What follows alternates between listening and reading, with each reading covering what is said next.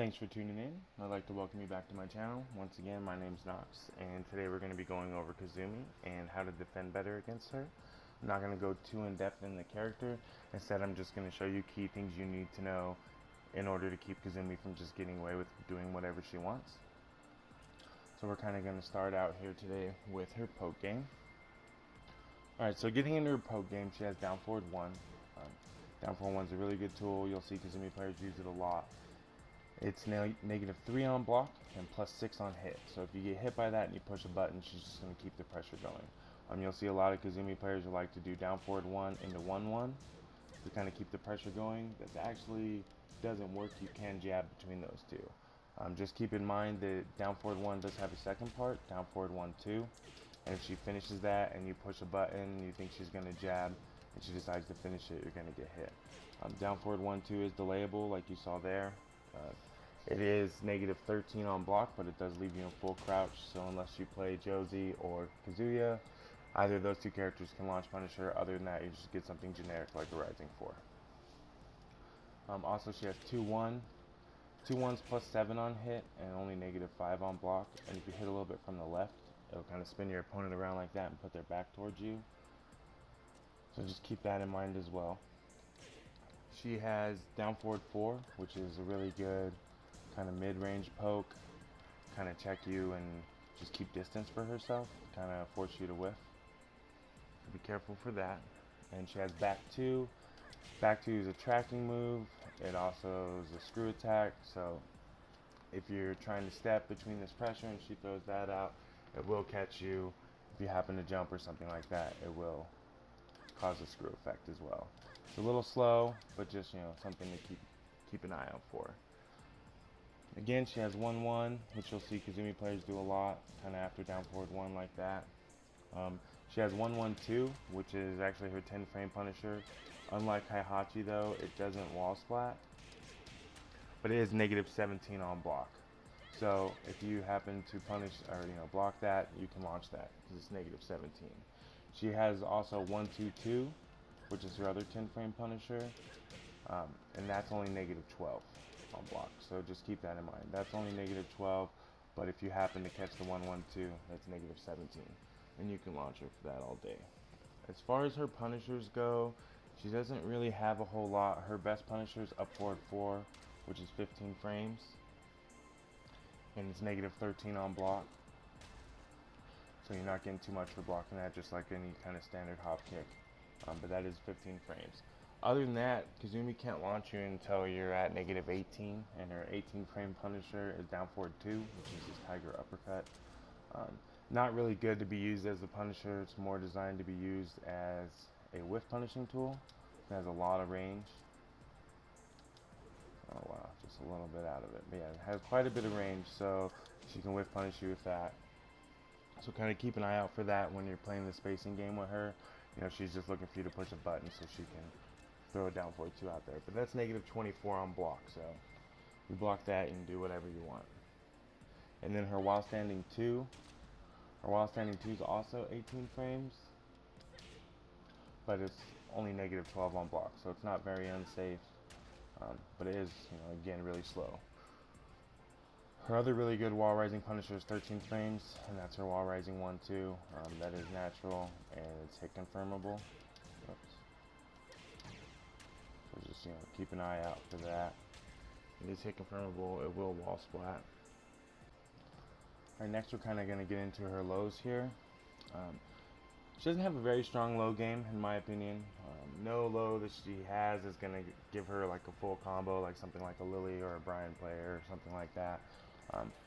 The only low she has that's really kind of damaging it at all is the one out of her stance, which is that. It's kind of like her hell sweep.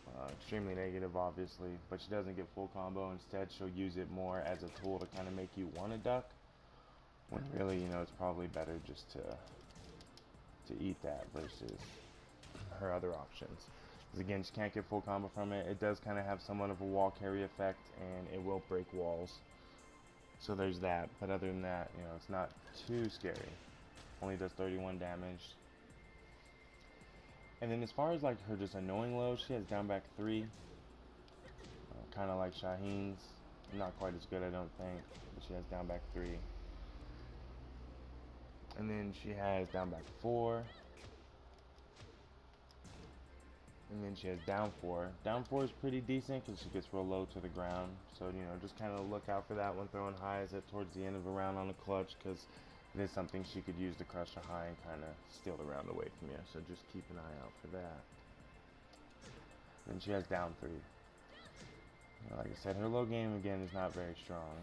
And then she has down back 2, 3, 4, which is that 3-part low. It's not natural, so you can actually block the first, or get hit by the first hit, block the second hit, and parry the third hit. And once she commits to the third hit, she can't cancel. There's no kind of mix up. The only thing she can really do is just do like down back 2, 3, and just do like the first 2. If she does finish it and you block the whole thing, it's only -11, so it is better to low parry it. And I mean, that's pretty much it for her lows. Again, you know, her low game's not really too strong. Just things to look out for is that one out of her stance, you know, and then, you know, things like down back 4 because it has pretty good range. And this, just remember, the down back 2, 3, 4 is not natural, so you can actually get hit by the first hit, block the second hit, and parry the third part. The last thing we have here to go over is her Fearless Warrior stance. She can go into it by pressing forward 3+4 or back 3+4. If she goes backwards, she can only retreat, but if she's coming at you, she has a few different options. She has the high, which is her launcher. She has the low, which is like the hell sweep that we went over earlier.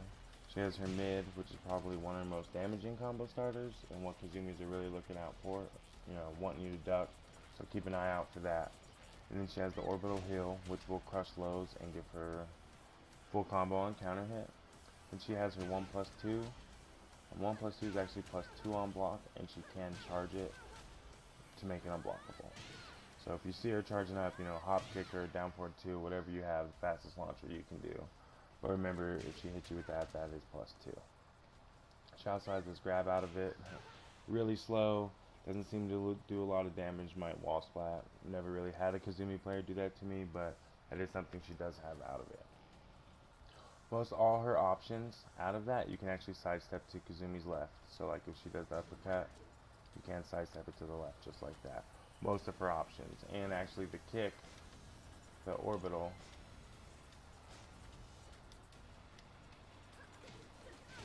you can step that really, really heavy. And you get her back in front of you. So I'll go ahead and show you that here. So yeah, you can get her all the way turned around. So, you know, if she's going for that, just remember that move's especially linear. So you can, you know, do a back turn combo, whatever it is that you'd like to do. If she does that. A couple things to keep in mind here is her 1 out of that is actually -13, so you can punish that with whatever your 13 frame punisher is. But the launcher is only -6, so that's safe. And the heal, orbital heal, is also -9, so that's also safe. And then the 1+2 again is +2 on block. So just keep those things in mind. Definitely, you know, you block this, make sure you punish that with your 13 frame punisher.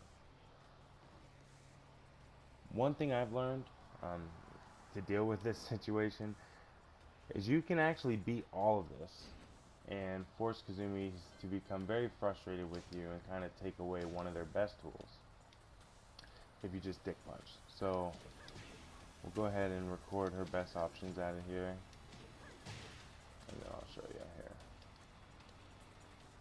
So I mean, dick punch is going to beat all this. You block the knee, dick punch. Block the knee, dick punch. And remember, that knee is the only normal that she can cancel into the stance. So if you see the knee, you pretty much know she's going to want to go into the stance, and you can just dick punch. And it'll beat everything except that orbital heal. But if she does the orbital heal and she's getting real annoyed and you think she's going to do that, you can always just, you know, sidestep. So you can always sidestep that and, you know, sidestep her all the way to where her back's in front of you. So the dick punch is a very annoying tool. You'll definitely irritate the Kazumis into stop using one of their best tools, essentially. Or they'll start trying to do things to low crush you. So all you have to do is just bait those out and then punish them accordingly. So that's everything as far as her Fearless Warrior stance goes. A few other things I'd like to mention here is she does have a command grab, so if she's putting a lot of pressure on you and your back's towards the wall, she's probably going to go for it. It is a 1+2 break, and it does wall splat, so if your back's towards the wall again and she grabs you, it's just a safe bet to always break 1+2. Also, she has this move, 3-2, it's natural. It does give her down 2 guaranteed follow-up, which will break the floor, but it doesn't jail, and it is a mid-high, so you can block the mid, duck the high, and launch that. I mean, that pretty much covers it for our Kazumi guide. I really hope that helps you guys moving forward and knowing how to defend a little bit better against her and put up with her gimmicks a little bit better. If you find this video did help you in any way, please give it a thumbs up. Also, subscribe to the channel. I have a lot more stuff like this coming in the future. Also, please feel free to leave a comment. Let me know maybe a character you're having trouble with that you'd like me to go over. I'd like to thank you guys so much for watching, and I will see you guys again next time.